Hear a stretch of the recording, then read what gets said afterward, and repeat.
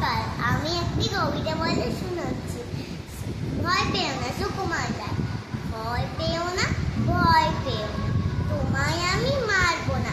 সত্যি বলছি, তোমার সাথে পারবো না।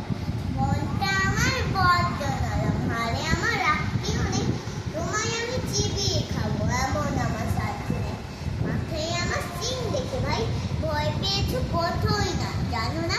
মোর মাথার বেড়া কাউকে আমি দুটোই না। এসো এসো করতে এসো, বাস করে যাও চাকরি, আদর করে শিখে তুলে রাখ।